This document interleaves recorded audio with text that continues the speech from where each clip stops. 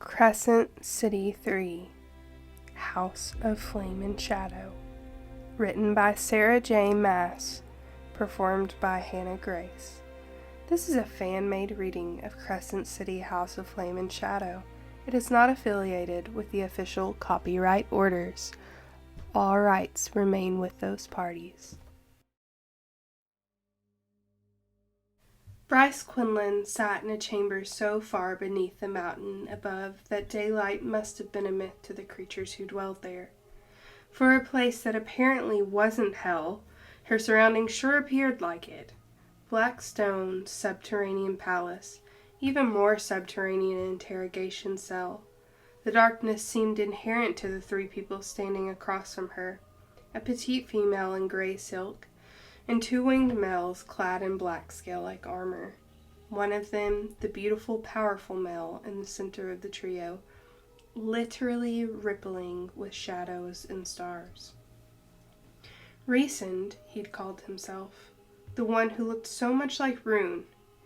It couldn't be coincidence. Bryce had leapt through the gate intending to reach Hell, to finally take up Adis's and Apollyon's repeated offers to send their armies to Midgard and stop the cycle of galactic conquest. But she'd wound up here instead. Bryce glanced to the warrior beside Rune's almost twin, the male who'd found her, who'd carried the black dagger that had reacted to the star sword. His hazel eyes held nothing but cold, predatory alertness. "Someone has to start talking," the short female said, the one who'd seemed so shocked to hear Bryce speak in the old language, to see the sword. Flickering braziers of something that resembled first light gilded the strands of her chin-length bob, casting the shadow of her slender jaw in stark relief. Her eyes, a remarkable shade of silver, slid over Bryce, but remained unimpressed. "You said your name is Bryce Quinlan, that you come from another world, Midgard." Crescent murmured to the winged male beside him, translating perhaps. The female went on. "If you are to be believed, how is it that you came here? Why did you come here?" Bryce surveyed the otherwise empty cell, no table glittering with torture instruments, no breaks in the solid stone beyond the door, and the grate in the center of the floor a few feet away. A grate from which she could have sworn a hissing sound emanated. "What world is this?" Bryce rasped the words gravelly. After Rune's body double had introduced himself in that lovely, cozy foyer, he'd grabbed her hand. The strength of his grip, the brush of his calluses against her skin, had been the only solid things as the wind and darkness roared around them, the world dropping away, and then there was only solid rock and dim lighting. She'd been brought to a palace carved beneath a mountain, and then down the narrow stairs to this dungeon, where he'd pointed to the lone chair in the center of the room in silent command. So she'd sat, waiting for the handcuffs or shackles or whatever restraints they used in this world, but none had come. The short female countered, "Why do you speak in the old language?" Bryce jerked her chin to the female. "Why do you?" The female's red-painted lips curved upward. It wasn't a reassuring sight. "Why are you covered in blood that is not your own?" Score, one for the female. Bryce knew her blood-soaked clothes, now stiff and dark, and her blood-crusted hands did her no favors. It was the harpy's blood, and a little bit of Lydia's, all coding Bryce as a part of a careful game to keep her alive. To keep their secrets safe, while Hunt and Rune had. Her breath began sawing in and out. She'd left them, her mate and her brother, she'd left them in Rigellus's hands. The walls and ceiling pushed in, squeezing the air from her lungs. Crescent lifted a broad hand, wreathed in stars. "We won't harm you." Bryce found the rest of the sentence lurking within the dense shadows around him. if you don't try to harm us. She closed her eyes, fighting past the jagged breathing, the crushing weight of the stone above and around her. Less than an hour ago, she'd been sprinting away from Rigelus's power, dodging exploding marble busts and shattering windows, and Hunt's lightning had speared through her chest into the gate, opening a portal. She'd leapt toward hell, and now she was here. Her hands shook. She balled them into fists and squeezed. Bryce took a slow, shuddering breath, another, then opened her eyes and asked again, her voice solid and clear, "What world is this?" Her three interrogators said nothing. So Bryce fixed her eyes on the female, the smallest but by no means the least deadly of the group. "You said the old language hasn't been spoken here in 15,000 years. Why?" That they were Fae and knew the language at all suggested some link between here and Midgard, a link that was slowly dawning on her with terrible clarity. "How did you come to be in possession of the lost sword of Gwydion?" was the female's cool reply. "What, you mean the Star Sword?" Another link between their worlds. All of them just stared at her again. An impenetrable wall of people accustomed to getting answers in whatever way necessary. Bryce had no weapons, nothing beyond the magic in her veins, the Archesian amulet around her neck, and the horn tattooed into her back.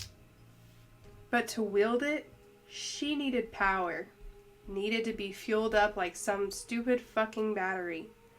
So talking was her best weapon. Good thing she'd spent years as a master of spinning bullshit, according to Hunt. "It's a family heirloom," Bryce said. "It's been in my world since it was brought there by my ancestors, 15,000 years ago." She let the last few words land with a pointed glance at the female. Let her do the math, as Bryce had. But the beautiful male, Crescent, said in a voice like midnight, "How did you find this world?" It was not a male to be fucked with. None of these people were, but this one? Authority rippled off him, as if he was the entire axis of this place, a king of some sort then. "I didn't." Bryce met his star-flecked stare. Some primal part of her quelled at the raw power within his gaze. "I told you, I meant to go to hell. I landed here instead." "How?"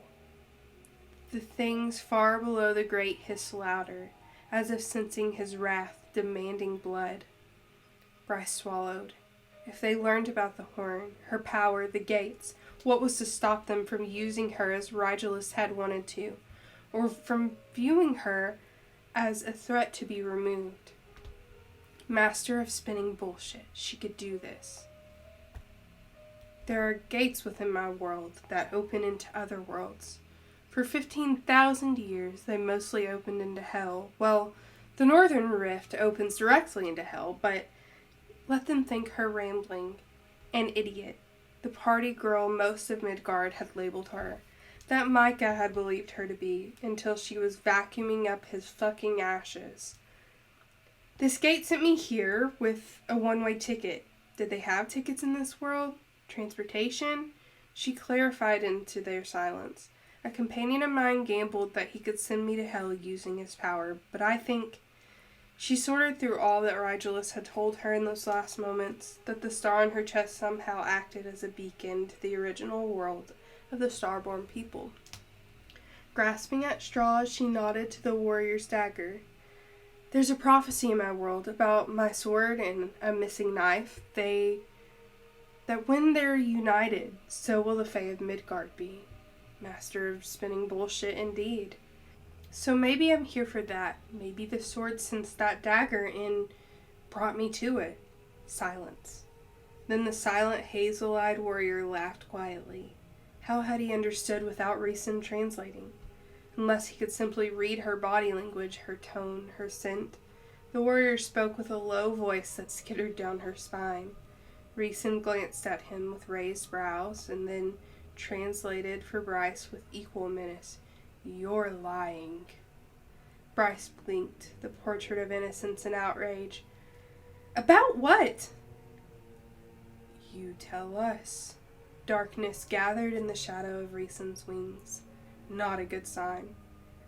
She was in another world with strangers who were clearly powerful and wouldn't hesitate to kill her. Every word from her lips was vital to her safety and survival. I just watched my mate and my brother get captured by a group of intergalactic parasites, she snarled. I have no interest in doing anything except finding a way to help them. Reason looked to the warrior, who nodded, not taking his gaze off Bryce for so much as a blink. Well, Reason said to Bryce, crossing his muscled arms, that's true at least. Yet the petite female remained unmoved. In fact, her features had tightened at Bryce's outburst. Explain. They were Fae. There was nothing to suggest that they were better than the pieces of shit Bryce had known for most of her life. And somehow, despite appearing to be stuck a few centuries behind her own world, they seemed even more powerful than the Midgardian Fae, which could only lead to more arrogance and entitlement. She needed to go to hell, or at the very least back to Midgard, and if she said too much, the female noted her hesitation and said, just look into her mind already, Reese. Bryce went rigid. Oh gods, he could pry into her head? See anything he wanted? Reason glanced at the female. She held his stare with a ferocity that belied her small stature. If Reason was in charge, his underlings certainly weren't expected to be silent cronies. Bryce eyed the lone door. No way to reach it in time, even on the off chance that they'd left it unlocked. Running wouldn't save her. Would the Archesian amulet provide any protection?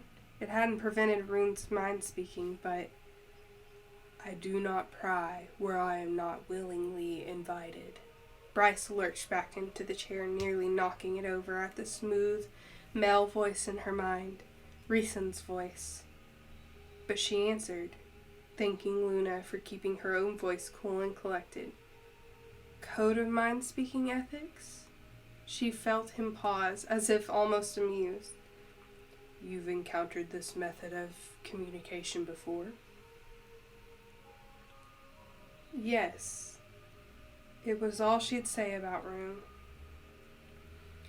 May I look into your memories to see for myself? No, you may not. Reason blinked slowly, then he said aloud. Then we'll have to rely on your words. The petite female gaped at him. But Reason snapped his fingers and 3 chairs appeared behind them. He sank gracefully into one, crossing an ankle over a knee. The epitome of Fae beauty and arrogance. He glanced up at the female. Amryn. Then he motioned to Bryce and said neutrally, Bryce Quinlan. Bryce nodded slowly. Reason examined his trimmed clean nails. So your sword, it's been in your world for 15,000 years. Brought by my ancestor, she debated the next bit, then added, Queen Thea, or Prince Peleus, depending on what propaganda is being spun. Amryn stiffened slightly. Reason slid his eyes to her, clocking the movement. Bryce dared to push. You know of them? Amryn surveyed Bryce from her blood-splattered neon-pink shoes to her high ponytail. The blood smeared on Bryce's face, now stiff and sticky. No one has spoken those names here in a very, very long time. In 15,000 years, Bryce was willing to bet. But you've heard of them. Bryce's heart thundered. They once dwelled here, Amryn said carefully. It was the last scrap of confirmation Bryce needed about what this planet was. Something settled deep in her, a loose thread at last pulling taut. So this is it then. This is where we, the Midgardian Fae, originated. My ancestors left this world and went to Midgard, and we forgot where we came from. Silence again. Azrael spoke in their own language, and Reeson translated. Perhaps Reeson had been translating for Azrael mind to mind these last few minutes. He says we have no such stories about our people migrating to another world. Yet Amryn let out a small choked sound. Reeson turned slowly, a bit incredulous. Do we? He asked smoothly. Amryn picked at an invisible speck on her silk blouse. It is murky. I went in before. She shook her head. But when I came out, there were rumors that a great number of people had vanished, as if they had never been. Some said to another world, others said they had been moved to distant lands. Still others said they had been chosen by the cauldron and spirited away somewhere. They must have gone to Midgard, Bryce said, led by Thea and Peleus. Amryn held up a hand. We can hear your myths later, girl. What I want to know, her eyes sharpened, and it was all Bryce could do to weather the scrutiny, is why you came here when you were meant to go elsewhere. I'd like to know that too, Bryce said, perhaps a bit more boldly than to be deemed wise. Believe me, I'd like nothing more than to get out of your hair immediately. To go to hell, Reeson said neutrally, to find this Prince Adis. These people weren't her friends or allies. This might be the home world of the Fae, but who the fuck knew what they wanted or aspired to? Reeson and Azrael looked pretty, but Erd knew the Fae of Midgard had used their beauty for millennia to get what they wanted. Reeson didn't need to read her mind. No, he seemed to read all that on her face. He uncrossed his legs, bracing both feet on the stone floor. Allow me to lay out the situation for you, Bryce Quinlan. She made herself meet his star-flecked stare. She'd taken on the Asteri and archangels and Fae kings and walked away. She'd take him on too. The corner of Reeson's mouth curled upward. We will not torture it from you, nor will I pry it from your mind. If you choose not to talk, it is indeed your choice. Precisely as it will be my choice to keep you down here until you decide otherwise. Bryce couldn't stop herself from coolly surveying the room, her attention lingering on the grate and the hissing that drifted up from it. I'll be sure to recommend it to my friends as a vacation spot. Stars winked out in Reeson's eyes. Can we expect any others to arrive here from your world? She gave the truest answer she could. No, as far as I know, they've been looking for this place for 15,000 years, but I'm the only one who's ever made it back. Who is they? The Asteri, I told you, intergalactic parasites. What does that mean? They are... Bryce paused.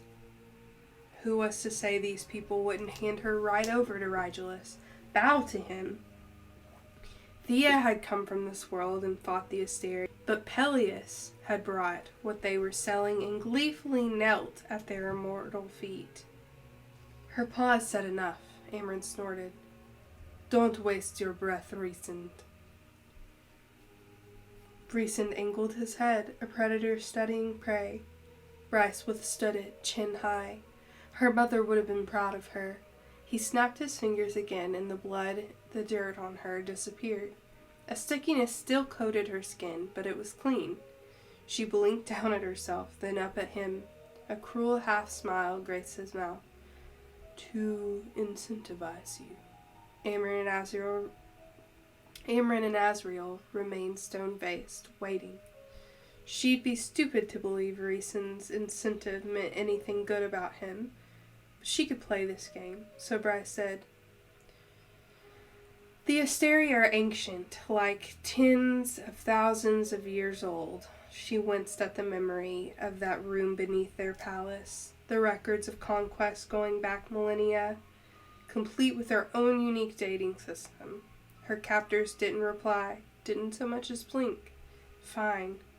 Insane old age wasn't totally nuts to them. They arrived in my world 15,000 years ago. No one knows from where. What do you mean by arrived? Crescent asked. Honestly, I have no idea how they first got to Midgard. The history they spun was that they were liberators, enlighteners, according to them. They found Midgard little more than a backwater planet occupied by non-magical humans and animals. The Asteri chose it as the place to begin creating a perfect empire, and creatures and races from other worlds soon flocked to it through a giant rift between worlds called the Northern Rift, which now only opens to Hell, but it used to open to anywhere. Amryn pushed. A rift? How does this happen? Beats me, Bryce said. No one's ever figured out how it's even possible. Why it's at the spot in Midgard and not others? Crescent asked. What happened after these beings arrived in your world? Bryce sucked her teeth before saying, in the official version of the story, another world, Hell, tried to invade Midgard to destroy the fledgling empire and everyone living in it. But the Asteri unified all these new people under one banner and pushed Hell back to its own realm. In the process, the Northern Rift was fixed with its destination permanently on Hell. After that, it remained mostly closed. A massive wall was erected around it to keep any Hellborn stragglers from getting through the cracks, and the Asteri built a glorious empire meant to last for eternity, or so we're all ordered to believe. The faces in front of her remained impassive. Crescent asked quietly, and what's the unofficial story? Bryce swallowed, the room and the archives flashing through her memory. The Asteri are ancient, immortal beings who feed on the power of others. They harvest the magic of a people, a world, and then eat it.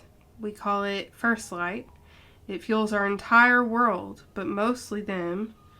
We're required to hand it over upon reaching immortality. Well, as close to immortality as we can get. We seize our full mature power through a ritual called the Drop. And in the process, some of our power is siphoned off and given over to the First Light stores for the Asteri. It's like a tax on our magic. She wasn't even going to touch upon what happened after death, how the power that lingered in their souls was eventually harvested as well, forced by the Underking into the Dead Gate and turned into Second Light to fuel the Asteri even more. Whatever reached them after the Underking ate his fill. Amryn angled her head, sleek bob shifting with the movement. A tax on your magic, taken by ancient beings for their own nourishment and power. Azrael's gaze shifted to her, Crescent presumably still translating mind to mind, but Amryn murmured to herself as the words triggered something. A tithe. Crescent's brows rose, but he waved a broad, elegant hand at Bryce to continue. What else? She swallowed again. Midgard is only the latest in a long line of worlds invaded by the Asteri.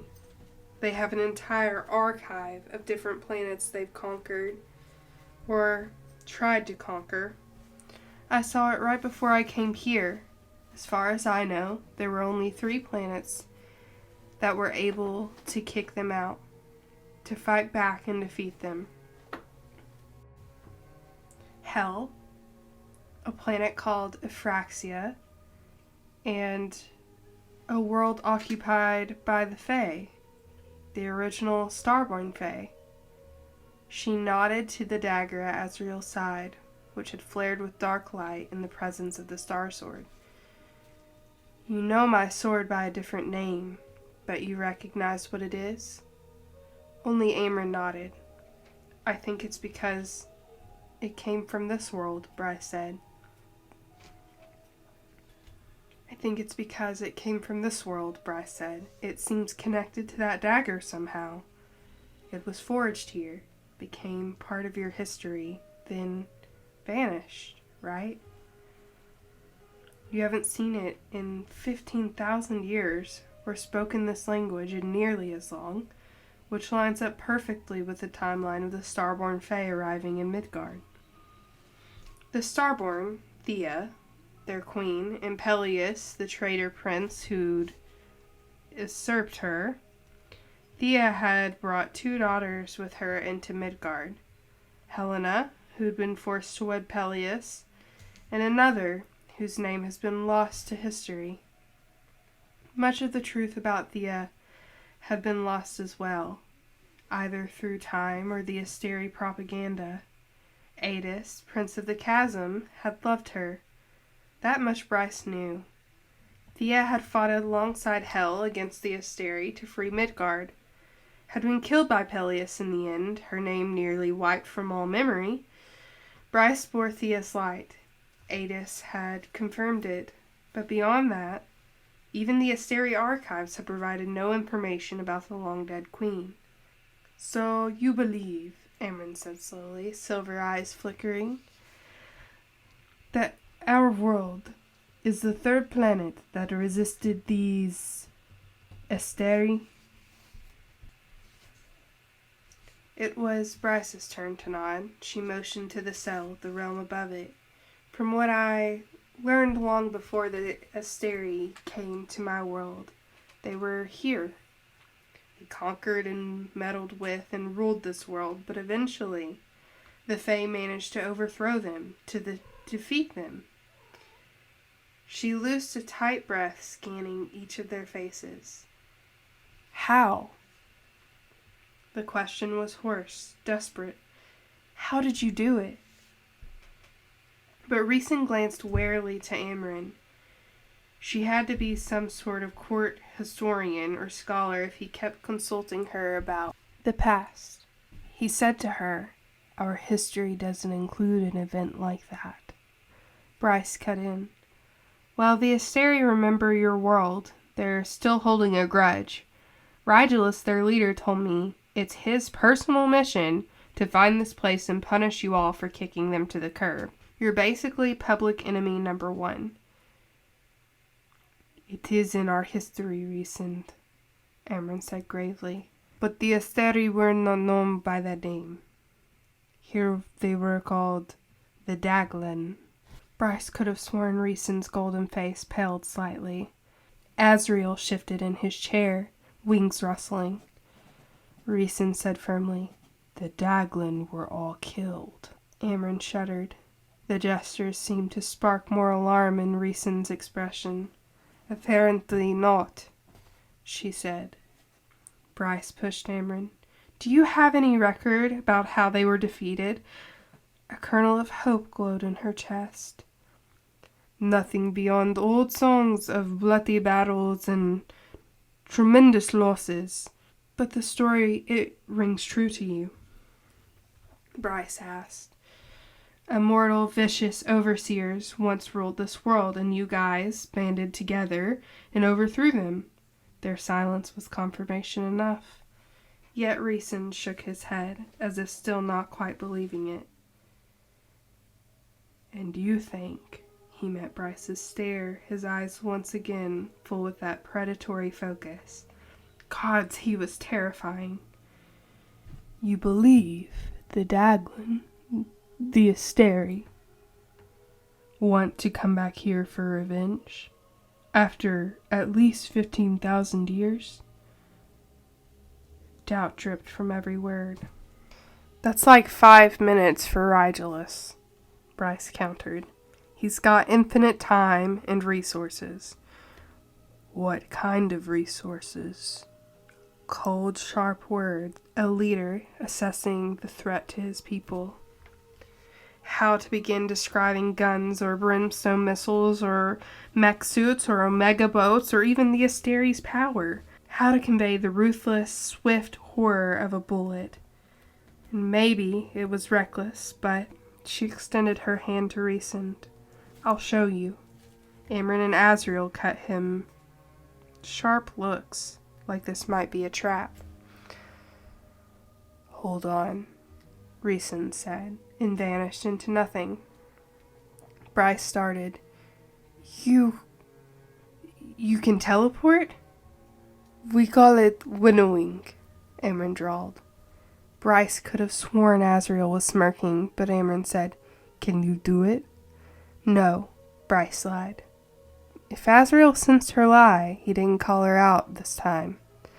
There are only 2 Fae who can. It was Amryn's turn to start. 2. On your entire planet.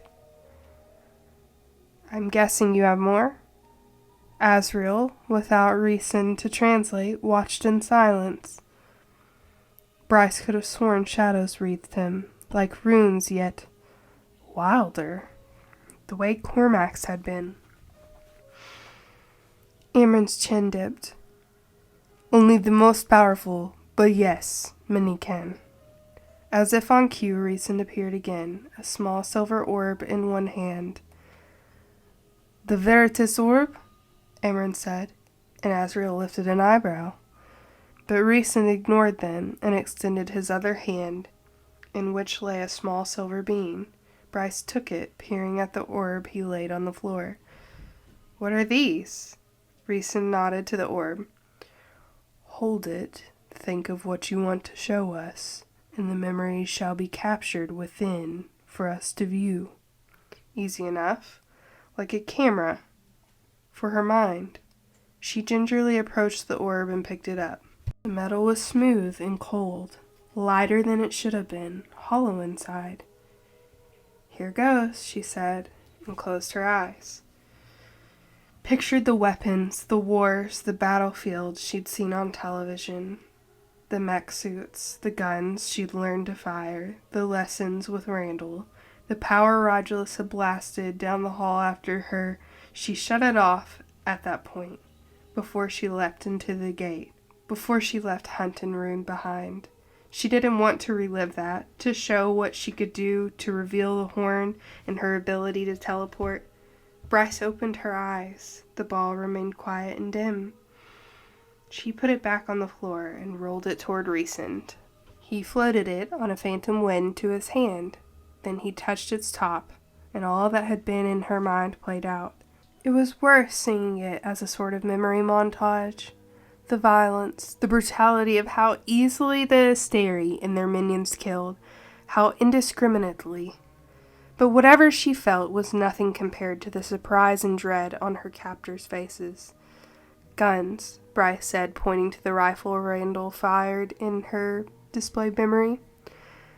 Landing a perfect bullseye shot in a target half a mile off. Brimstone missiles, she pointed to the blooming golden light of destruction as the buildings of Lunathian ruptured around her. Omega boats, the SPQM Vastus hunted through the dark depths of the sea. Asteri, Rigelus's white-hot power blasted apart stone and glass and the world itself. Reason mastered himself, a cool mask sliding into place. You live in such a world. It wasn't entirely a question, but Bryce nodded. Yes. And they want to bring all of that here? Yes. Reason stared ahead, thinking it through. Azriel just kept his eyes on the space where the orb had displayed the utter destruction of her world. Dreading, and yet calculating, she'd seen that look before on Hunt's face. A warrior's mind at work. Amron turned to Reese, meeting his stare. Bryce knew that look too. A silent conversation passing between them, as Bryce and Rune had often spoken. Her heart wrenched to see it, to remember. It steadied her, though, sharpened her focus. The Asteri had been here, under a different name. But they'd been here. The ancestors of these Fae had defeated them. And Erd had sent her here. Here, where she'd instantly encountered a dagger that made the Star Sword sing. Like it had been the lodestone that had drawn her to this world, to that riverbank. Could it really be the knife from the prophecy? She believed that destroying the Asteri would be simple as obliterating that first light core. Yet Erd had sent her here, to the original world of the Midgardian Fae. She had no choice but to trust Erd's judgment and pray that Rune and Hunt, that everyone she loved in Midgard, could hold on until she found a way to get home. And if she couldn't, Bryce examined the She had to find a way home. If that meant navigating this world first, language skills would be useful, considering the extent of bullshit still to be spun.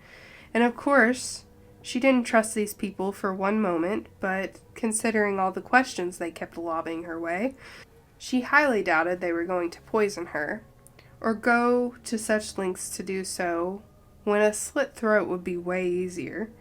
Not a comforting thought, but Bryce nonetheless popped the silver bean into her mouth, worked up enough saliva, and swallowed. Its metal was cool against her tongue, her throat, and she could have sworn she felt its slickness sliding into her stomach. Lightning cleaved her brain. She was being ripped in two. Her body couldn't hold all the searing light. Then blackness slammed in, quiet and restful and eternal. No, that was the room around her. She was on the floor, curled over her knees, and glowing. Brightly enough to illuminate Reeson's and Amron's shocked faces.